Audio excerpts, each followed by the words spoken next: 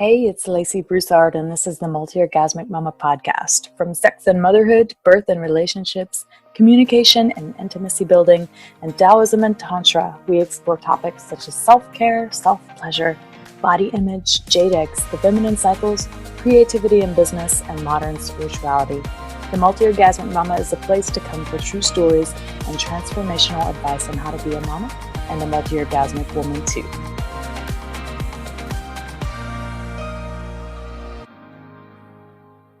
Welcome to the Multi-Orgasmic Mama podcast. Today we have on Miss Amanda Testa. Hey Amanda, how you doing? Hello Lacey, I'm doing awesome.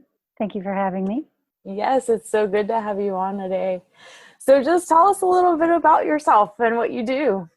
Yes, ma'am, happy to. Well, I am a sex, love, and relationship coach, and I work with moms to reconnect with their sexuality after kids, a lot like you. And I am based in Denver, Colorado. I have a 5-year-old daughter, handsome hubby, and I actually have had my business for about 2 years now, and love being able to help women really feel amazing in their own bodies again and feel sexually alive and be able to really have a lot more presence in their parenting and spice in their intimacy. Yeah, it's delicious. Awesome. So I'm curious how you got into all of this. We all want to hear this story. Like what inspired you to start this business even before, like you had a business going before you were in the same coaching program that I was in. Mm-hmm. And I just want to hear how you got into that. Totally. Yeah, this is not really what I planned on doing with my life, right? I didn't really wake up one morning and be like, I'm going to be a sex coach. Yes. But it's super cool. But actually it happened kind of by accident, honestly. And as a result, as many people, get into this kind of work because of my own experience. And when I think my daughter was around about 2 years old, 18 months or so, I just really found myself kind of getting into a depression. And of course I loved being a mom and I love my daughter and my family, but this is going to sound bad. I guess kind of the novelty wore off of like being up all night and never sleeping and not taking care of yourself and really struggling with remembering who I was as a woman besides just being a mother kind of all came crashing down on me. And I just remember waking up feeling so resentful and annoyed before the day even began, just totally depleted and exhausted. And I just went to the bathroom and looked at myself in the mirror. I was like, WTF, this cannot be my life. Like, I cannot live like this anymore. And I just vowed in that moment to really look for options of what I could do to feel better. I worked out a lot. I led Stroller Strides, which is a workout group for moms. I'm not sure if they have that in Louisiana, but so I worked out and I was doing all these things I thought where I was supposed to be doing, but I still was not, something was missing. And I came across our teacher, Layla Martin. She had, I don't even remember how I found it, but I found her Jade Pleasure course. And I kind of signed up as I didn't even know what to expect. Honestly, when I first signed up, I really did it for my husband. I was like, oh, maybe this will, make things spicier in the bedroom for my husband. Right? It was not about me even in that moment. And then after starting to do the work, I realized, holy moly, there's so much to this. And really creating that connection with myself and my own body, how powerful that was and how much healing I experienced. Through the experience, I realized I really want to be able to teach other women about this. This is like something everybody should know. Okay. Yeah. That's kind of how it started. So you brought up something that I've been thinking about, and it's the difference between self-care and self-pleasure. And so you talked about Jade Pleasure was a Layla Martin course that we've both gone through. So, what is that, first of all, because some of you out there probably don't know what we're talking about.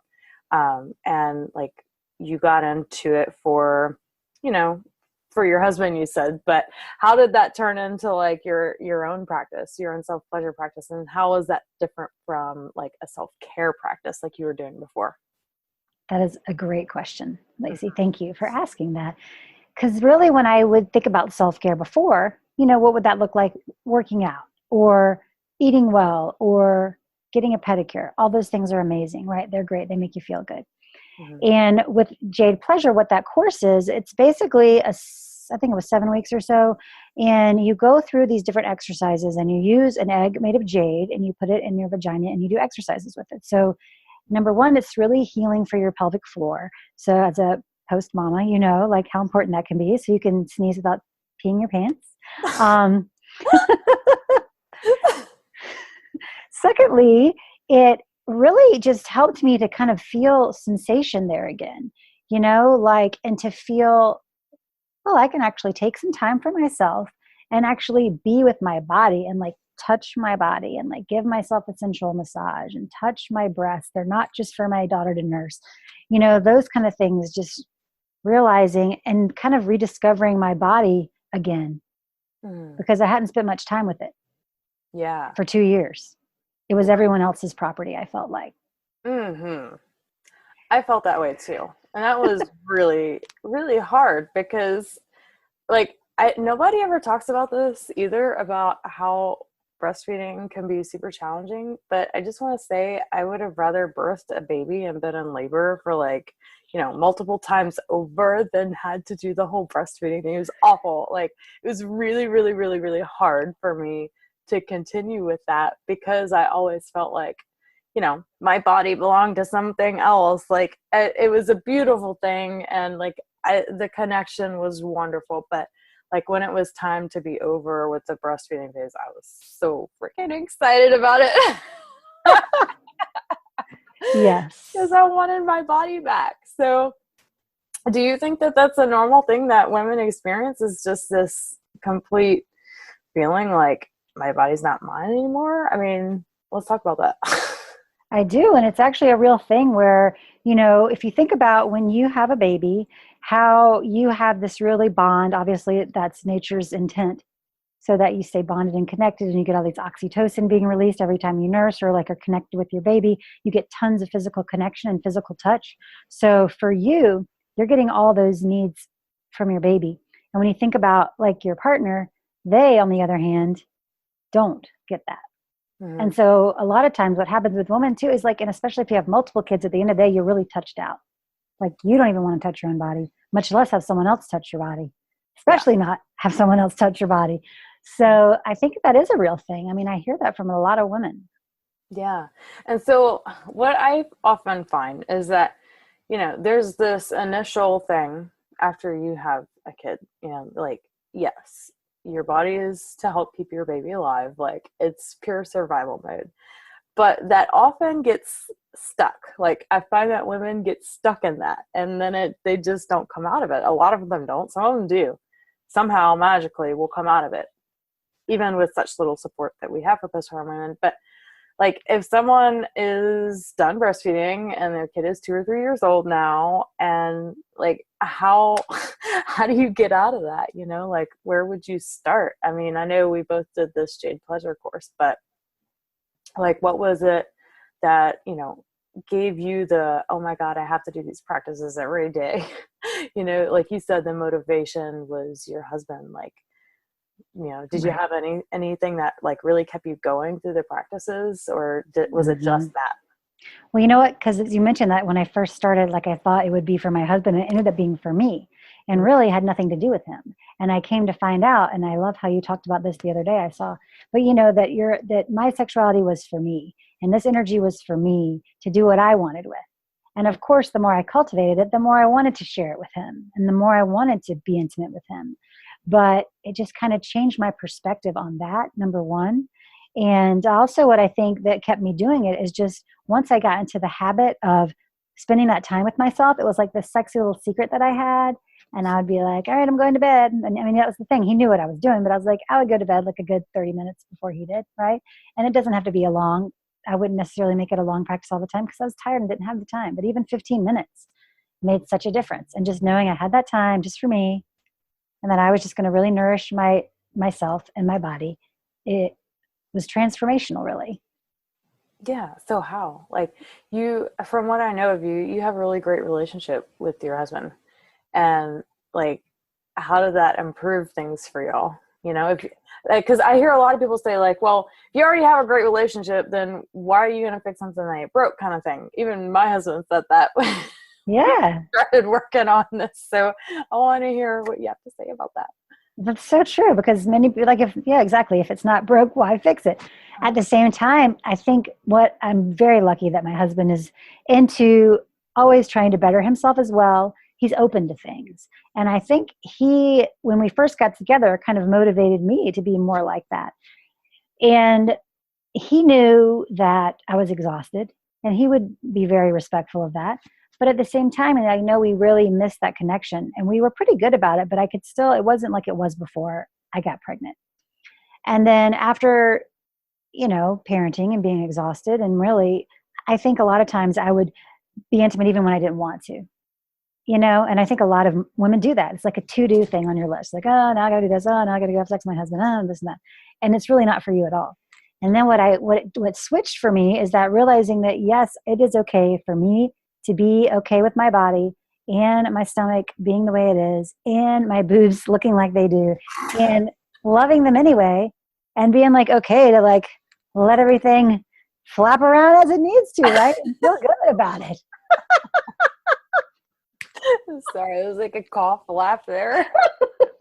Yeah, but like, I think it really just got me feeling so comfortable in my skin, and it made me be able to have more connected intimacy with him, and like be more present in the moment when we were together, and actually enjoy it and allow myself to enjoy it, and not just let it be all for him or for his pleasure, or like to try to look a certain way because that's what I thought I was supposed to do. That was a huge shift that happened for me as well. What, feeling like you could feel free to like express yourself? Yes. And then feeling, like it wasn't all for him. Okay, gotcha. Yeah, that was super important for me as well. I remember with my ex that it was a lot of just doing this because this is what you do as a wife, and there wasn't much to it. It felt really, really shallow and yucky, and I didn't enjoy it. And when I met my current man and started working on my sexuality, it became a completely different thing. And I think that women don't even realize what's possible. Like, they don't even know what their sexuality could be because no one's freaking talking about it. Exactly. Totally. Yeah. So glad we are today. Yes. I mean, definitely. Because you could have something great, but it could also be like ice cream is good. And then what if it's like got chocolate fudge on top? And then what if there's also a brownie? And like, you can just keep making it better and better, and like enjoy it to the fullest, and like in every sense of the word, which I think from doing this kind of work and like really connecting deeply to myself, I'm able to more connect to him. I'm able to open up deeper than I ever have before. He even says that because I think there was parts of me that were still like holding back, and kind of there were parts of me protecting myself. So as much as I thought I was bringing all of myself to the relationship, I really wasn't. There was parts of me that I was still guarding. Really? And now, through doing this work, I realize, what, to be in the best relationship, I've got to like fully give all of myself to him and not be afraid of what happens on the other side. Right. Yes. When you said that, it immediately made me think about how so many women are so scared to get vulnerable and intimate with their partner because, it's scary to be vulnerable. Obviously, like, everyone's got fear around that because we all have some sort of wounding around being rejected or not accepted because of something we might share with someone, right? Like, I don't think anybody escapes through life without that. Right. But, when you can show up and be all of who you are in a relationship and put 2 feet in instead of 1 foot in and 1 foot out, like, you realize quicker whether or not this is going to work for you. Because if you're doing the 1 foot in, 1 foot out kind of thing, you're never really surrendering to the possibility of what could happen if you really did open up. Like, maybe he would accept you for all of who you are. Yeah. And with my first relationship with my kid's dad, I felt that too. It was like, I fully committed to it, but I realized in the commitment that this wasn't for me. Like, he could not accept me for all of me. Like I was never going to be able to get that intimacy that I wanted with him. So it made it really clear that I'd have to get out of that and find somebody that could. So I love that you point that out there. Mm-hmm. Yeah. And I feel like, the more you open up and the more vulnerable you are, it gives them that invitation to do the same. Mm-hmm. And then you just like keep peeling these different, like peeling more and more layers back and like connecting more and more deeply as each layer like comes off, Yeah. Yeah, I love that. So cool. So what's your favorite style of self-pleasure practice? So, we talked about how there's a difference between self-care and self-pleasure. And many women think that, like a self-pleasure practice just means that you masturbate and with a goal in mind. So let's talk about that. Yeah, I love this because, I was actually talking about this earlier with someone, on how maybe it used to be like you get out the vibrator and a couple minutes later you're done. And I realize now looking back, that's fine if you want to use a vibrator, more power to you. Every once in a while, I think that's, perfectly fun. But I found like anything, the more you do it the same way all the time, it kind of changes your sensations. So it's a very non-realistic sensation that's hard to replicate in actual intimacy, right? So the more I stopped doing that and the more I started like working with the jade egg and like going back to just using my hands and like touching my own body, the more I kind of allowed that sensation to come back and to feel it more deeply, if that makes sense. Yeah. So, and I really love now how I think what happened with the jade egg practice and why that was different for me as just like masturbating or self-pleasuring is because I had more of an intention behind it. Mm-hmm. And like, this was time just for me. And, I like to create a little kind of ritual around it, right? Just like making the room nice and like light a candle and, play some music, whatever. You don't always have to do that, but I like to do that. So for me, it's like a little ceremony honoring myself, right? Yeah. So that's the difference for me. It's not just like quick and dirty, like you said, with the end goal in mind. It's just like whatever happens, my goal is to just be present and, allow myself to experience whatever I need in this moment.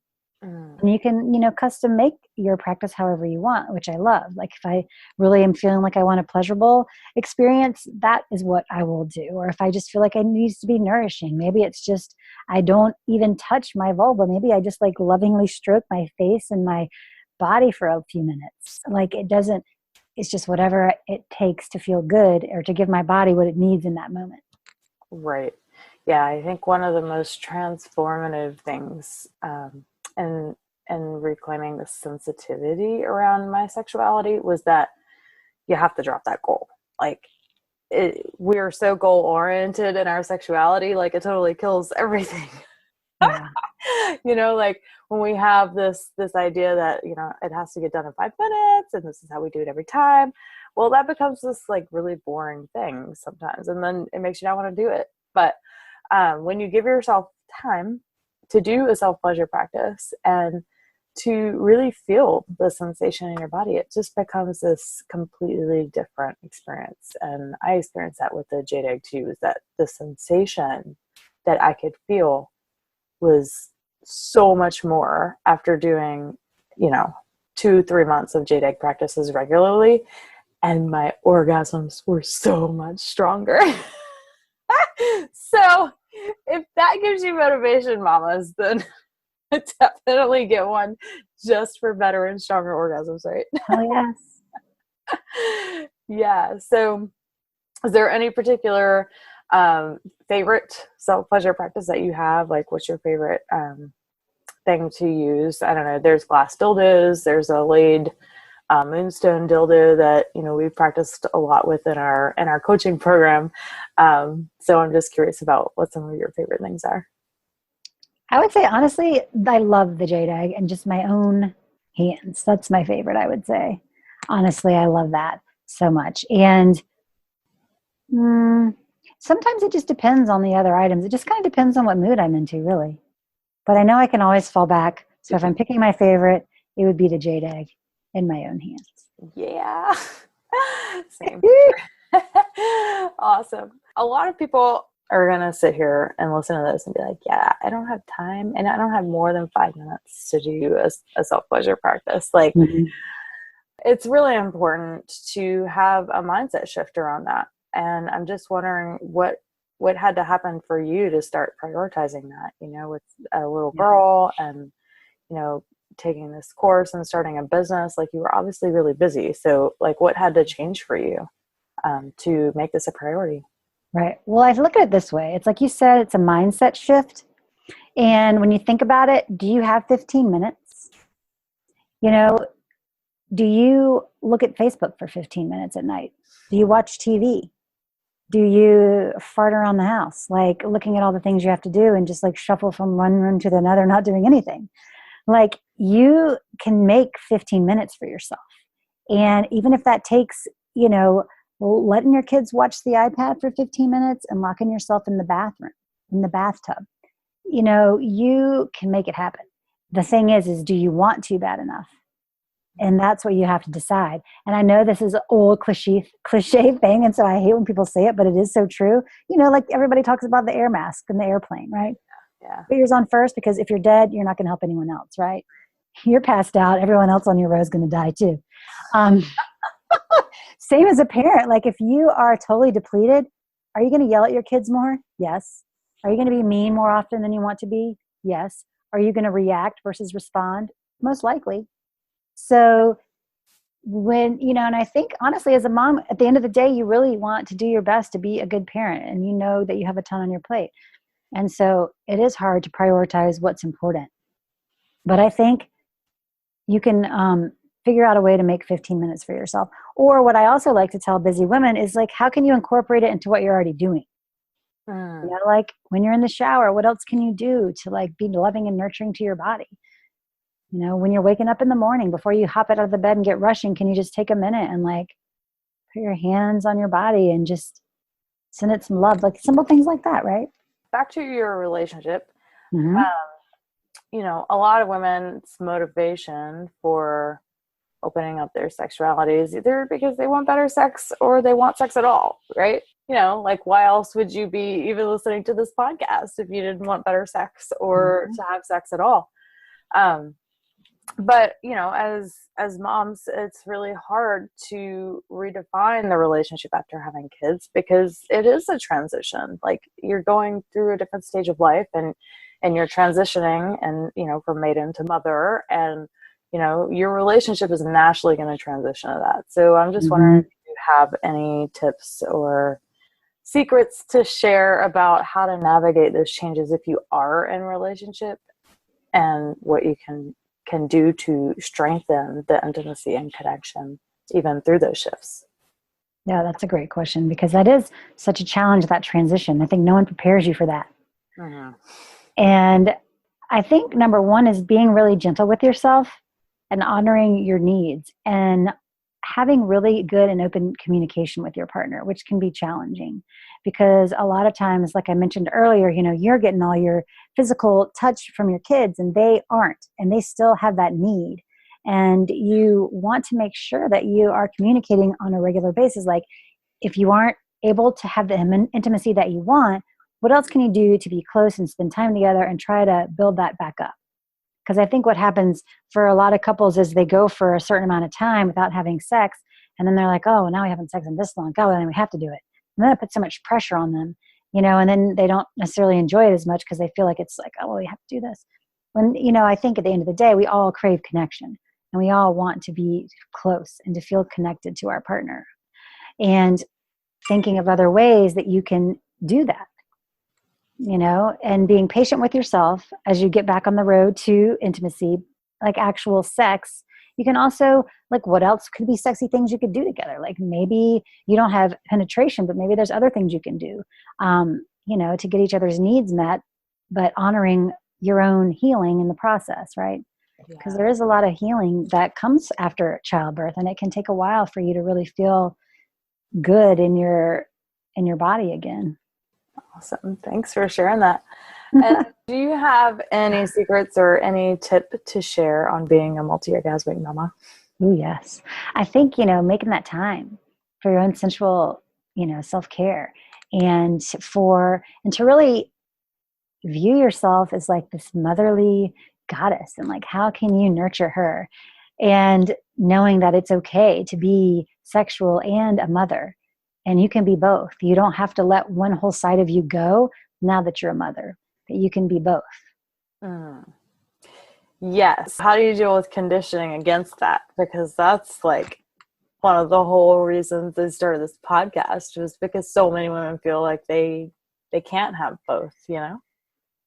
Well, I think what it comes down to is probably a lot of, like you said, conditioned shame around having sex, and shame. But hello, we're all here from sex. I mean, how do you think the kids got here in the first place? Yeah. Yeah.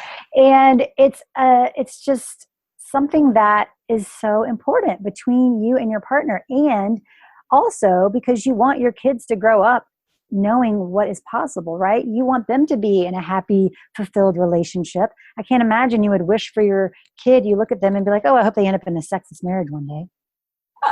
Is that what you want for your kid? No. Oh my God. You want them to be fulfilled. So you're like, be the example for them. Yeah. And the more that you are connected and in like feeling good in your own skin, think about how much more loving you are to your kids, how much more patient you are, and how much more loving you are to your husband. And then how much more collaboration and harmony in the home there is. And you think about that. Think about that harmony in your home when you and your husband are connecting and everything's well, versus when you're not, and there's stress and there's tension, and your kids can feel that. Oh, God, yeah. It is a big deal. It is a big deal. Having a good sex life is a big deal in a family. As a parent, it's important. You can't just let yourself wither away and just slowly die inside, because what example are you setting if that happens? And it can happen. So that's why, we're here to help and like to offer inspiration that it is possible. Like Lacey, you have 4 kids, like you're amazing, right? And you still do it. So it's possible. Yeah, it sure is. And I think this is one thing to point out, is that knowing that it's totally normal for your relationship to have different seasons, and to not beat yourself up when that happens, but keeping that line of communication constantly open, because it's a vulnerable time for relationships after kids, because everybody still has needs, and you still need to get those, you want to make sure that you are hearing each other and like holding space for each other and making that a regular thing. And so as annoying as it is, you just got to put time, focus, and attention on it. I mean, like anything, you got to nurture it and make it a priority. So I think what helps you do that is, like we talked about earlier, really focusing on why it's important to you. Because then that helps you in those times when you're just like, oh, I just want to go to sleep. But then there's kind of a little tinge, and understanding that for most women, it does take like being in the right context to feel turned on. It's not like immediate, but like allowing yourself to like explore and like, maybe I could change from a no to a yes, or versus like if it's a real no, right? Because sometimes it's just easy and you don't want to deal with it. Yeah. If you're in that busy day, 10:30, you're like, But I do think the more you spend time together and doing it, it's super fun, and usually 9 times out of 10, your husband's going to be on board, and it makes it's so much fun. It like brings back that Twitter-pated feeling from back when you first started dating, and you send each other these like silly texts, and like, my husband and I do that all the time, and I love it. Oh, like I still can remember now, like I'm dating myself here, but when the iPhone first came out, we first started dating, and I remember there was like a certain sound that I had for his texts, and like still when I hear it, I get like a little like giggly schoolgirl feeling, and I love that. That's the beauty. Like it can come back, and if you nurture it, it'll keep getting better. Yeah, and it does, because you open yourself up to new experiences when you start working on your sexuality, making it a priority, incorporating a self-care practice into your life. It blows the door open to a whole nother world, and nothing gets boring anymore, because you have so many, experiences that you can choose to have. If we want to do a kinky sex night, then we know how to go there now. We know how to create boundaries, and we know how to talk about it. And when we want to have like, a sex magic session, which is some of my favorite actually. Like, Yeah. we know how to do that too. And like all the experiences are just so multifaceted, and it's like, it doesn't become this boring routine anymore. So yes. I love that.